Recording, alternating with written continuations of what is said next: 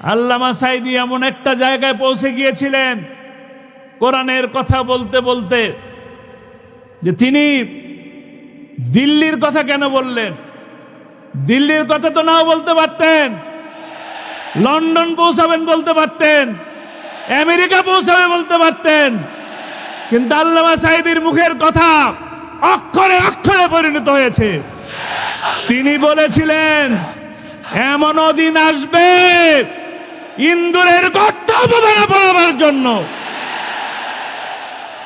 পলানোর জায়গা পাওয়া যায় না, কোথাও পলানোর জায়গা পাওয়া যায় না। গোটা বাংলাদেশের মানুষ তাকে কোরআনের পাখি বলে। আল্লাহ তাআলা তাকে জান্নাতে সবুজ পাখি হিসাবে কবুল করে নিন। ওয়ালা তাকুলু লিমান ইউকতালু ফি সাবিলিল্লাহি আমওয়াত বাল আহইয়া ওয়ালাকিন লা তাশউরুন। যারা দেশের জন্য, ইসলামের জন্য জীবন দিয়েছে তাদেরকে তোমরা মৃত বলো না, তারা শহীদ, তারা আল্লাহর কাছ থেকে রিজিক প্রাপ্ত হন। এই মাহফিল তার একটি দৃষ্টান্ত, এই মাহফিল তার একটি দৃষ্টান্ত, কারণ তাকে স্মরণ করছে ভালোবেসে, তাকে স্মরণ করছে এই কোরআনের মাহফিলে বসে। তিনি জীবিত আছেন, দেহের দিক থেকে তিনি দুনিয়াতে নাই, আত্মার দিক থেকে আল্লাহ তাআলা তাকে শোনাচ্ছেন, দোয়া তার কাছে পৌঁছে যাচ্ছে। যাচ্ছে কিনা? আপনারা দোয়া করেন, সকলে দোয়া করেন, আল্লাহ কবুল করুন। আমাদেরকে একটু স্মরণ করা লাগে, এই মাহফিল করতেন বীর চট্টলার সিংহপুরুষ মাওলানা শামসুদ্দিন রাহিমাহুল্লাহ, আমাদের মাঝে আর নেই। বাইতুল শরফের সম্মানিত পীর মাওলানা আব্দুল জব্বার রাহিমাহুল্লাহ, আল্লাহ তাআলা তাদেরকে জান্নাত নসিব করুন। এই মাহফিল পরিচালনা করতে যে অনেকেই রক্ত দিয়েছেন, জীবন দিয়েছেন, আল্লাহ তাআলা তাদেরকে শাহাদাতের মর্যাদা দান করুন। আর যারা এখনো এই মাহফিলকে পরিচালনা করছেন, আল্লাহ তাআলা তাদেরকে উত্তম পুরস্কারে পুরস্কৃত করুন দুনিয়া এবং আখিরাতে।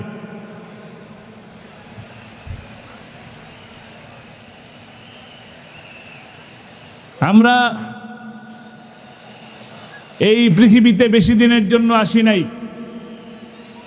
বেশি দিনের জন্য কি এসেছি? কুল্লু নাফসিন যায়কাতুল মউত, সকল প্রাণীকেই, সকল জীবকেই মৃত্যুর স্বাদ গ্রহণ করতে হবে। আজকে আমরা যাকে স্মরণ করি, কোরআনের পাখি, কোরআনের পাখি আল্লামা সাঈদী, যার কথা মুখে আসলেই আমরা হৃদয়ের ভিতরে এক ধরনের কম্পন সৃষ্টি হয়, আর চোখে চোখে পানি এসে চোখটা ভিজে ওঠে। এই ভালোবাসা কিসের ভালোবাসা? এই ভালোবাসা কোরআনের ভালোবাসা, এই ভালোবাসা আল্লাহর ভালোবাসা। তিনি ইচ্ছে করলে কারাগারের থেকে যে কোনো মুহূর্তে মুক্তি পেতে পারতেন। ইচ্ছে করলে কারাগারের জীবন, এই কষ্টের জীবন তাকে মানতে হতো না। গণভবন থেকে তার কাছে এরকম অনেক প্রস্তাব আসতো, জামাত ইসলামী ছেড়ে দিন, 4 দলীয় জোট ভেঙে ফেলুন, 20 দলীয় জোট ভেঙে ফেলুন, নিজে দল করুন, তাহলে কি আপনার নামে কোনো মামলা থাকবে না, এই জেল জীবন থাকবে না। কিন্তু আল্লামা সাঈদী আল্লাহকে ভয় করতেন, আল্লাহকে ভয় করতেন, আল্লাহকে খুশি করার জন্য চেষ্টা করেছেন।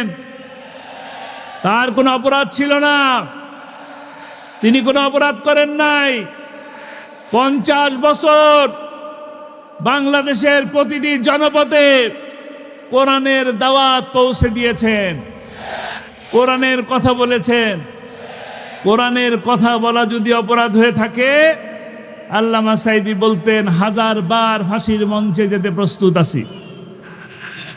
আল্লামা সাঈদী বলতেন আমাদেরকে বলো মৌলবাদী, আমরা হইলাম মূলবাদী, তোমরা আগাবাদী। 12 কোটি মুসলমান বেশি যদি বাড়াবাড়ি করো, গোড়া ধরে নাড়া দেব, যায় পৌঁছাবে কোথায়? কথাটা বললাম এই কারণে, আল্লামা সাঈদী এমন একটা জায়গায় পৌঁছে গিয়েছিলেন কোরআনের কথা বলতে বলতে, যে তিনি দিল্লির কথা কেন বললেন? দিল্লির কথা তো নাও বলতে পারতেন, লন্ডন পৌঁছাবেন বলতে পারতেন, আমেরিকা পৌঁছাবে বলতে পারতেন, কিন্তু আল্লামা সাঈদীর মুখের কথা অক্ষরে অক্ষরে পরিণত হয়েছে। তিনি বলেছিলেন এমনও দিন আসবে ইন্দুরের গর্ত তোমরা পড়াবার জন্য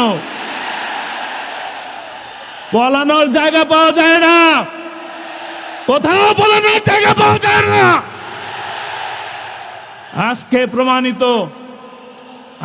প্রমাণিত কোরআনের সাথে থাকলে সম্মান পাওয়া যায়, কোরআনের বিপক্ষে থাকলে মাটিতে জায়গা পাওয়া যায় না।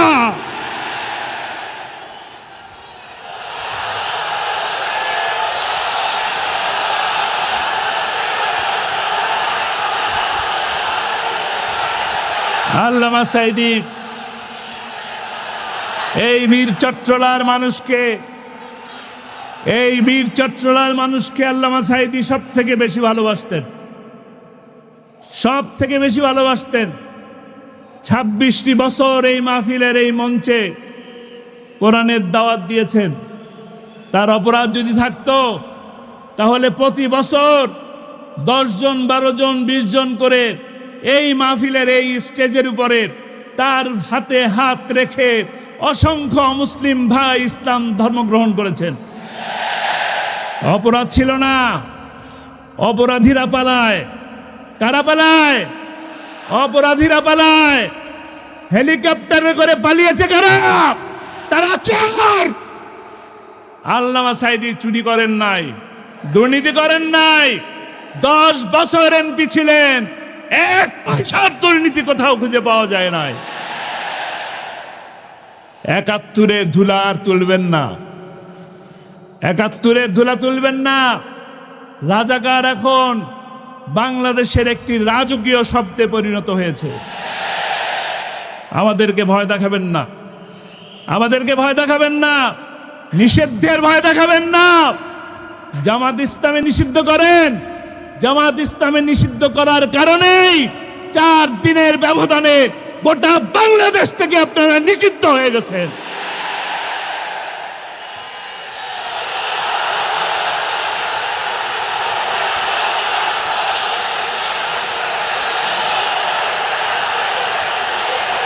ইসলামের বিপক্ষে থাকবেন না। আমরা এই কোরআনের মাহফিল থেকে আপনাদেরকে আহ্বান জানাই, আসুন ইসলামের পক্ষে আসুন, কোরআনের পক্ষে আসুন। কোরআন আপনাকে সম্মানিত করবে, কোরআন আপনাকে মর্যাদাবান করবেন। যেমনিতে করে আল্লামা সাঈদীকে গোটা বিশ্বের মানুষ মর্যাদা দিয়েছে, সম্মান দিয়েছে। আমরা সফল হতে চাই। সফল হতে চাইলে কোরআনকে ধরতে হবে। কোরআন ধরি, কোরআন পড়ি, কোরআন বুঝি, কোরআন মানি, কোরআন দিয়ে নিজের জীবন এবং নিজের পরিবারকে রঙিন করি, তবে ইনশাআল্লাহ আমি এই জীবনে সফলতা পাবো, সাথে শেষ বিচারের দিন মুক্তি পাবো, নাজাত পাবো ইনশাআল্লাহ। আমরা রাজি আছি। আল্লামা সাঈদীকে ভালোবাসেন, সবাই বাসেন। আল্লাহ তাআলা কবুল করুন। আল্লামা সাঈদীকে 13 বছর বন্দি করে রেখেই শান্তি হয় নাই। 13 বছর বন্দি করে তারা ক্ষান্ত হয় নাই। তারা আল্লামা সাঈদীকে জেলের থেকে হাসপাতালে নিয়ে আসা হয়েছে। নিয়ে এসে তাকে এত সুন্দর একটি সালাম জানালেন, এত সুন্দর মিষ্টি মধুর হাসি দিয়ে তিনি হাসপাতালের মধ্যে ঢুকলেন। তিনি কি সুস্থ ছিলেন না অসুস্থ ছিলেন? পরের দিন আমরা ফেসবুকে দেখলাম হাসপাতালের বিছানায় অত্যন্ত সুন্দরভাবে বসে আছেন, কালো একটা পাঞ্জাবি পরে, মাথায় একটি টুপি দিয়ে। দেখেছেন কিনা? আমার পরিবারের সদস্যরা হাসপাতালের বাইরে ছিল, একজন মানুষকেও একবার দেখা করার সুযোগ দেয় নাই। তার কি পেটে ব্যথা, মাথায় ব্যথা, পায়ে ব্যথা, বুকে ব্যথা, কি ব্যথা এটা জানার সুযোগ আমাদের হয় নাই। কি অপরাধ ছিল? কি অপরাধ ছিল 13 বছর বন্দী রাখলেন? প্রতিবার দেখা করতে যাওয়ার পরে 2 ঘন্টা করে বসায় রাখতো। করোনার 2টা বছর একটা কথা বলার সুযোগ দেয় নাই, দেখা করার সুযোগ দেয় নাই। কিন্তু তারপরও যখন দেখা হয়েছে, কথা হয়েছে, জিজ্ঞেস করতাম কেমন আছে, সাথে সাথে বল আলহামদুলিল্লাহ, আল্লাহ অনেক ভালো রেখেছে। আমাদের সাথে দোয়া করতেন। আমার জন্য অনেক মানুষ জীবন দিয়েছেন, কোরআনের জন্য অনেক মানুষ জীবন দিয়েছেন। আল্লাহ যদি আমাকে কবুল করো, একই আর জান্নাতে আমাদের সকলকে স্থান দিয়ে দিও। এই দোয়াগুলো আপনাদের জন্য ছিল, আপনাদের সকলের জন্য ছিল। তিনি দোয়া করতেন, শহীদি মৃত্যুর জন্য দোয়া করতেন। হাসপাতালে নিয়ে তাকে হত্যা করা হয়েছে, হাসপাতালে তাকে ইনজেকশন পুশ করার মাধ্যমে হত্যা করা হয়েছে। বীর চট্টলার ভাইরা, আপনারা কি সাইদি হত্যার প্রতিশোধ দিতে চান?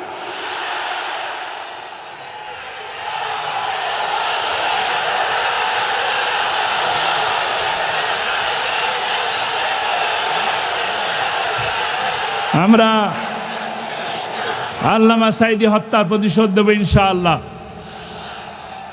তিনি মাহফিলের শেষে এই মঞ্চে বসেই দোয়া করতেন, কোরআনের রাজ প্রতিষ্ঠা হয়েছে, এই দৃশ্য দেখে যেন আমার মৃত্যু হয়।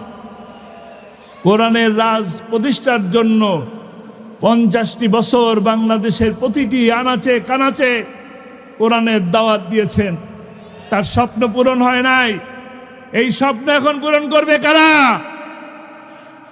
ইনশাআল্লাহ। কোরআনের রাজ প্রতিষ্ঠা করার মাধ্যমে, কোরআনের রাজকে প্রতিষ্ঠা করার মাধ্যমে আল্লামা সাইদির হত্যার প্রতিশোধ আমরা নেব ইনশাআল্লাহ। রাজি আছি?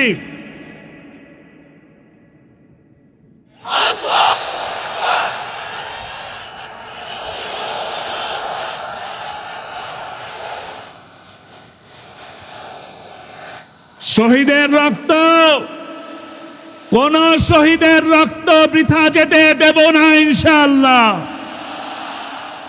কোরআনের রাজ প্রতিষ্ঠার মাধ্যমে প্রতিটি হত্যার বিচার করবে ইনশাআল্লাহ।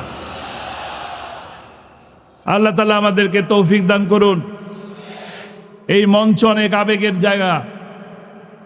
এই মঞ্চে ওঠার পরে প্রতিটি মুহূর্ত শুধু আল্লামা সাইদির কথাই মনে পড়েছে। এইখানে আসার মুহূর্তে প্রতিটি রাস্তার ভিড়ে ভিড়ে, সিগনালে সিগনালে তার কথা মনে পড়ছিল।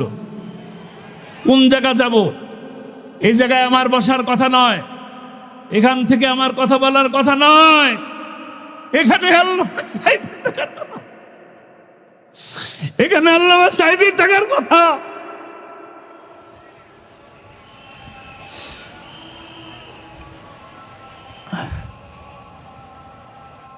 এই মঞ্চ থেকে আমার বড় ভাই কথা বলতেন, মনে আছে আপনাদের? মাওলানা রফিক বিন সাইদি কোর্টের মধ্যে তার আব্বার বিরুদ্ধে মিথ্যা সাক্ষী সহ্য করতে না পারে কোর্টের মধ্যেই হার্ট অ্যাটাক করে মারা গেছে। জানতেও দেওয়া হয় নাই আব্বাকে, পরের দিন জানিয়েছেন, পরের দিন বিকালবেলা জানিয়েছেন। কি আশ্চর্য!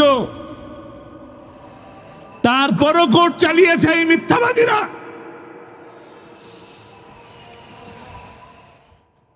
জালিমের জুলুম এরকমই হয়। আর আল্লাহ ছাড় দেন, ছেড়ে দেন না। ইন্না বাদশা রব্বিকা লাশাদীদ, ঠিক কি না? ছাড় দেন, ছেড়ে দেন না। পালিয়ে গেছেন, যেখানে আছেন ভালো থাকেন, শান্তিতে থাকেন। মামু বাড়ি গেছেন, পিঠা খান, আমাদের দিকে ষড়যন্ত্র করবেন না। আমরাও ভালো আছি আলহামদুলিল্লাহ, ষড়যন্ত্র করবেন না। বড় দেশে আছেন, বড় বড় গোলাগুলি নিয়ে আসেন, বোমা নিয়ে আসেন, মনে করেন কি আমরা ভয় পাচ্ছি? আমরা ভয় করি না। বুলেট বোমা ভয় করি না। বুলেটের সামনে, গুলির সামনে বুক পেতে দেওয়ার জন্য হাজারো আবু সাইদ আছে, মুগ্ধ আছে।